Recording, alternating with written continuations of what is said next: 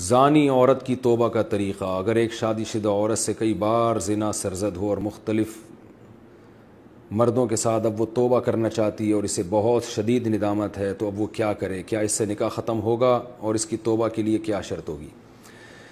زنا بہت بڑا جرم ہے. قرآن میں اللہ نے فرمایا یہ اپنی خواہش پوری کرنے کا بہت برا راستہ، اور کنواری لڑکی کا زنا کرنا بہت بڑا جرم، شادی شدہ کا تو اور بھی بڑا جرم، اور مرد کا زنا کرنا بھی بہت بڑا جرم، عورت کا زنا کرنا اس سے بھی بڑا جرم ہے. تبھی اللہ نے جب زانی کی سزا بیان کی ہے نا، تو عورت کا ذکر پہلے کیا.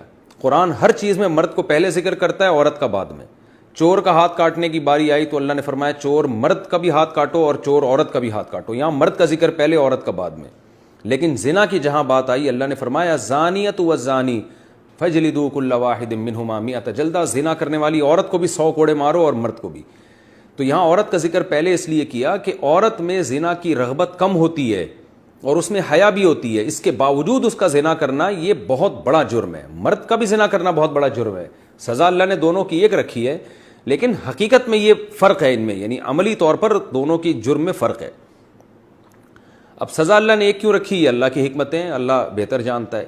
تو شادی شدہ عورت اگر زنا کرے تو یہ اتنا بدبودار جرم ہے کہ قرآن کہتا ہے کہ اگر یہ ثابت ہو جائے گواہوں سے اور اقرار سے ایک مخصوص طریقے سے، تو ان کو زمین میں گاڑ کے پتھروں سے ہلاک کر دو.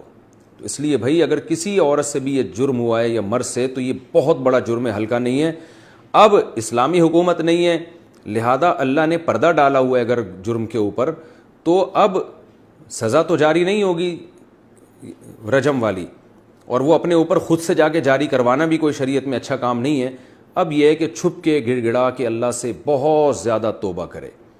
اللہ غفور الرحیم ہے، بڑے بڑے گناہوں کو معاف کر دیتا ہے. اور آئندہ کے لیے ولا تقربوا الزنا، قرآن کہتا ہے ایسے کام بھی مت کرو کہ زنا کی طرف تمہاری رغبت ہو. تو اس خاتون کو چاہیے کہ خوب گڑ گڑائے اللہ سے اور کچھ صدقہ خیرات بھی کرے، اور دوبارہ من تاب وآمن وعمل عملا صالحا، جیسے اللہ نے سورہ فرقان میں فرمایا جو توبہ کر لے گا اور اپنے عقیدے کو مضبوط کر لے گا اور آئندہ نیک اعمال اختیار کر لے گا، تو اللہ اس کے گناہوں کو معاف کر دے گا. تو ان کو چاہیے خوب اللہ سے توبہ کریں اور آئندہ کے لیے اپنی زندگی تبدیل کر دیں. اللہ غفور الرحیم ہے. اور پھر سچی توبہ کرنے کے بعد اس جرم کو بھول جائیں، نہ کسی کے سامنے تذکرہ کریں، نہ خود سوچیں ایسے جیسے کبھی کیا ہی نہیں ہے. ایسے اپنے بارے میں یہ ذہن میں رکھیں کہ جیسے میں نے کبھی یہ کیا ہی نہیں ہے، بار بار اس کو سوچیں نہیں. پھر